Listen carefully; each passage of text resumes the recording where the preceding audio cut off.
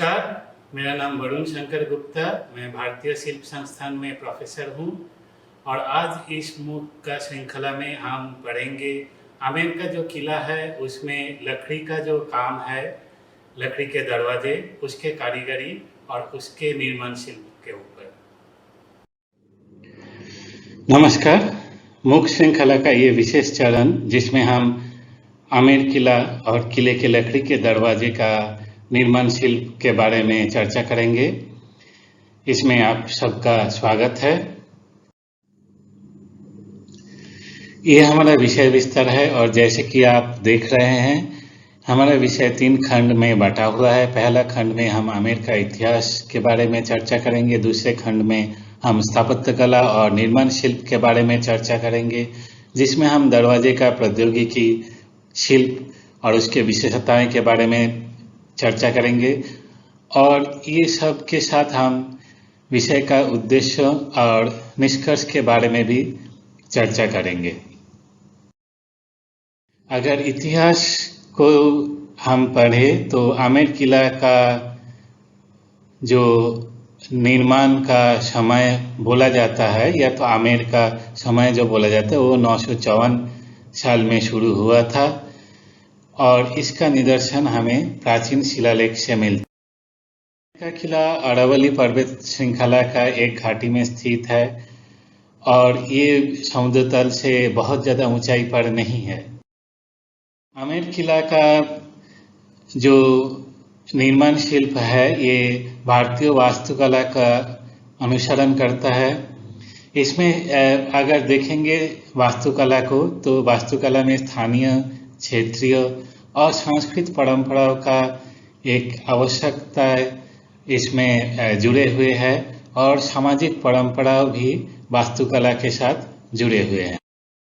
आमेर का किला भारतीय वास्तुकला का विकास का एक उदाहरण के रूप में माना जाता है और ये किला राजा मानसिंह द्वारा बनाया गया था, जो कि बाद में राजा सवाई सिंह जय सिंह द्वारा विस्तार किए गए थे। इस किला में जो भी उपकरण हमें देखने को मिलता है ये उसी टाइम बनाया गया। आमेर किला राजपूत शैली और मुगल शैली का एक अद्भुत मिश्रण और विकास के रूप में खड़ा हुआ है। ये जो किला है ये उस समय का रक्षा संरचनाओं को दर्शाता है। किला का जो निर्माण शैली है और स्थापत्य शैली है उसमें हिंदू शैली और मुस्लिम शैली का आभूषण का मिश्रण है। आमेर किला का मुख्य प्रवेश द्वार सूरज पोल के रूप में जाना जाता है और क्योंकि ये पूरब की तरफ है तो इसलिए इसको सूर्य द्वार भी बोला जाता है। सूर्य द्वार के बिल्कुल विपरीत में है चांद पोल, जिसके ऊपर नहवत खाना भी है और इसी नहवत खाना में संगीत का बहुत सारे उपकरण रखे हुए हैं। दरवाजा का निर्माण शिल्प के बारे में अगर हम चर्चा करेंगे तो 3 नाप का जरूरत होता है। एक है चौड़ाई, एक है मोटाई और एक है ऊंचाई और ये 3 परिमाप अगर हमें मिल जाता है तो दरवाजा का निर्माण आसान हो जाता है। एक दरवाजा में विभिन्न अंश होता है। इसमें दिखा जा रहा है कि दरवाजा का बीच का जो अंश है उसको हम पैनल बोलते हैं। इसका चारों तरफ का जो फ्रेम है उसको रेल बोला जाता है और बिल्कुल दरवाजा को पकड़ के जो दीवार के साथ उसका मजबूती देता है उसको हम दरवाजा का फ्रेम बोलते हैं। ये दरवाजा मेटल पिन के ऊपर खड़ा हो सकता है जो कि जो जमीन है उससे थोड़ा सा ऊंचाई पर है। दरवाजा के कोण को अगर हम देखेंगे तो यहाँ पे रिवेट्स का उपयोग हुआ है। ये रिवेट्स मेटल रिवेट्स है जो कि यांत्रिक पकड़ में ये सहायता करता है। आमेर का जो दरवाजा है ये ताकत और मजबूती का एक विशेष उदाहरण है।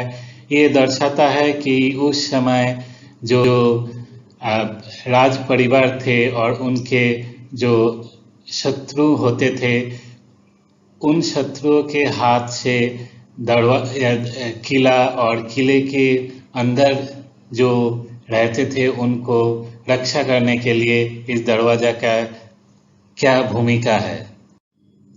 दरवाजा का फ्रेम को अगर हम देखेंगे तो ऊपर के तरफ जो फ्रेम जाता है उसको जैम्ब बोला जाता है, और जमीन के साथ साथ जो फ्रेम का अंश जाता है उसको सील बोलता है।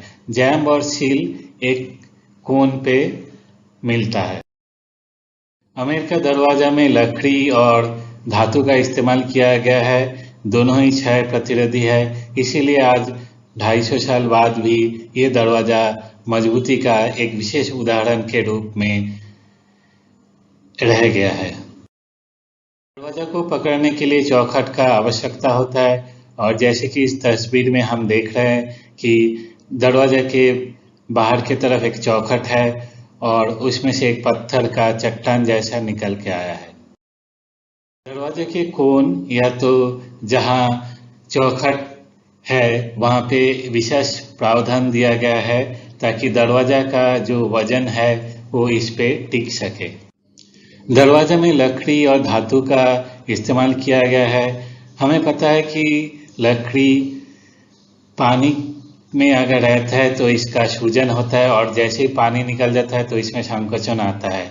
ये सूजन और संकोचन को ध्यान रखते हुए दरवाजा में जहाँ भी धातु और लकड़ी का एक साथ इस्तेमाल किया गया है वहाँ पे सामान्य अंतर रखा गया है ताकि सूजन और संकोचन के समय कोई दरवाजा का मूवमेंट में विशेष कोई नुकसान ना पहुंचे। दरवाजा में क्षरण प्रतिरोधी लकड़ी का भरपूर इस्तेमाल किया गया है, और जैसे कि हम देख रहे हैं एक यहाँ पे एक जोड़ है, यहाँ पे एक जोड़ है, मतलब उस समय इतना लंबा लकड़ी नहीं मिलता था, इसलिए एक लकड़ी से दूसरे लकड़ी जोड़ के रूप में इस्तेमाल किया गया है। अगर आवश्यकता के बारे में हम चर्चा करें तो इसका मूल आवश्यकता ये है कि ये सुरक्षा प्रदान करता है। दूसरा आवश्यकता ये है कि ये बारिश और हवा के खिलाफ भी सुरक्षा प्रदान करता है।